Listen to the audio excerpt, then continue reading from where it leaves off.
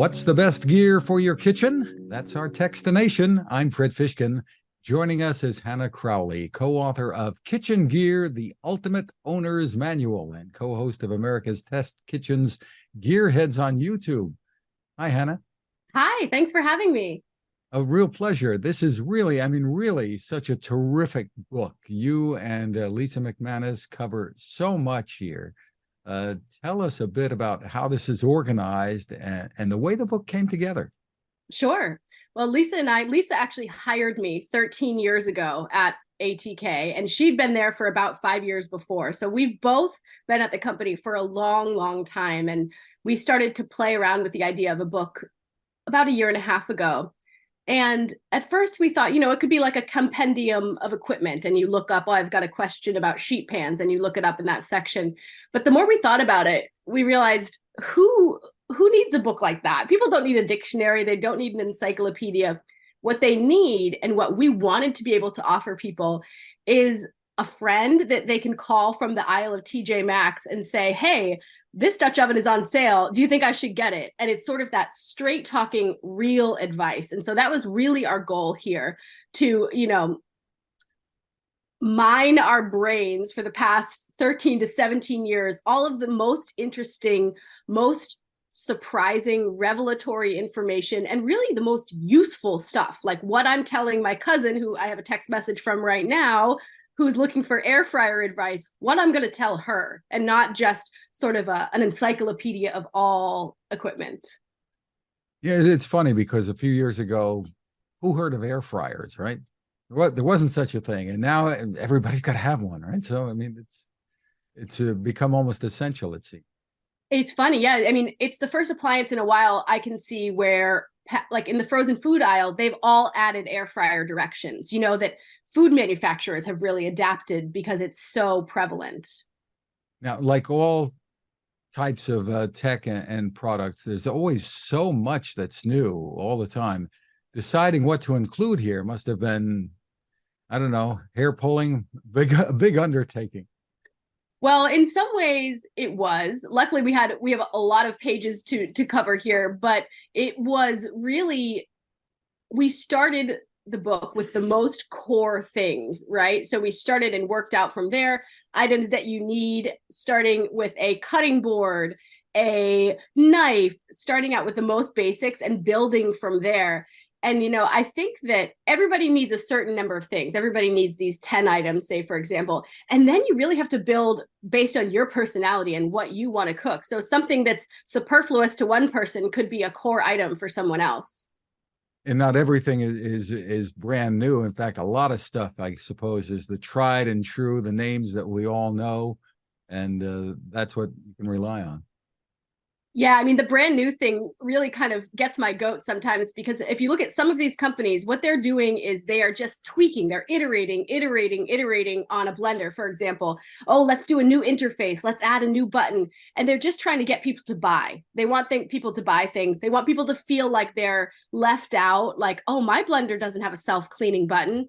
Well, the self-cleaning button is just, it runs on high for 60 seconds. So everybody's blender has a self-cleaning button. But when they market these products this way, it's just to get people to buy stuff. And then the landfills just fill up with more and more junk. And so we're very much against that. We want to test and focus on products that are going to last. And even if we miss out on some, new trend, we'll test it, we'll try it, we'll find a product that's going to last and, for example, connect well to your phone via Bluetooth.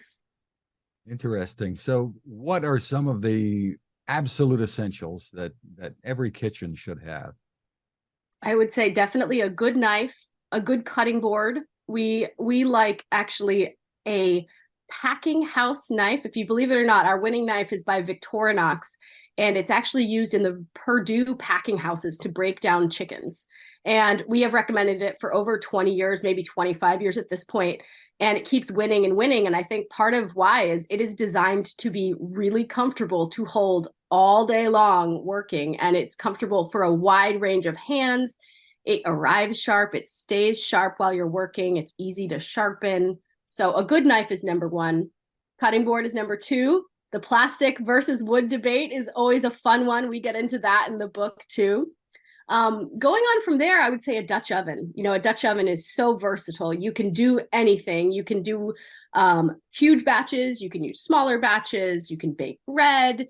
We even use them as panini presses, but that's getting a little niche. And then a skillet. Skillets are another hot topic. There are a lot of materials out there, and I'm sure you've heard it's in the zeitgeist now, discussions of plastic and forever chemicals, which the non-stick skillets are coated with.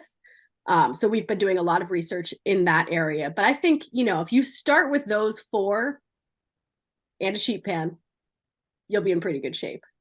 And then there's a debate, I suppose, over cast iron versus carbon steel, things like that. Exactly. Cast iron. I think the real choices are cast iron, carbon steel, stainless, nonstick, copper. Not everyone's going to spend $400 on a skillet, but copper does exist and it's beautiful.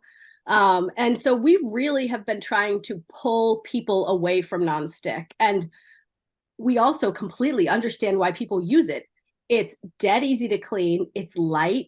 Cast iron and carbon steel are not light. So we've really been working on how we can coach people to use stainless steel better. Because I don't know if this has ever happened to you, where you cook eggs in stainless steel and it makes the biggest mess ever. It's impossible to clean. We're trying to coach people to say that you can get nonstick performance in a stainless steel. You have to think about how you're heating it. So we're trying to pull people over to the carbon steel, cast iron, stainless team from the nonstick team. What are your thoughts about the debate today? I don't know if it's a debate, that's the right way to put it, about the shift away from gas appliances. It's interesting. I mean, it's hard because in this industry, you can get scared of everything really fast. Once you start researching, everything is dangerous and everything is scary. But I guess electric stoves, people give them a bad rep. I have one. It's pretty responsive. I know chefs love the ripping, roaring fire of a gas stove, but honestly, sometimes my parents have one that is too hot. It's hard to harness and control. So I think if they're doing the air testing and the gas actually is off-gassing dangerous things into a home's environment, especially if the home is too tight, there isn't enough ventilation, if that's real, our other options aren't bad. We can make really good food from an electric stove. So if the science is saying that inhaling that stuff is bad, I think we have to deal with it, and we'll evolve and find better solutions. Turning to the holidays, what are some holiday gift ideas? I suppose it can be tricky buying for someone else's kitchen. Totally. Well, first of all, of course, I would say the Kitchen Gear book. If you know someone that likes to cook, it's a great gift. Perfect.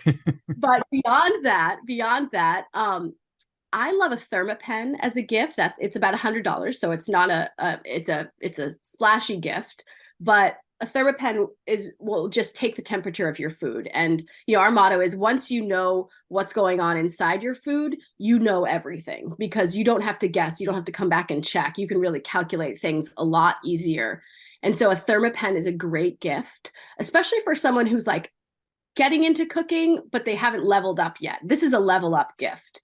I would also say I love, even if someone has a well-stocked kitchen, a really nice pair of kitchen tongs or a fish spatula. Our winning spatula is actually a fish spatula. We use it for everything, not just fish. It's just the name. It comes from turning fish, because fish is so delicate that it needs, some special considerations. It turns out those special considerations actually make this style spatula great for flipping anything. So I would say a good fish spatula is another great gift. A thermopen. A microplane is another fun little stocking stuffer. You can put it right down into the stocking. It, for freshly grated citrus zest, Parmesan, fresh nutmeg. Lots of choices, I suppose. And the book is certainly a great choice too.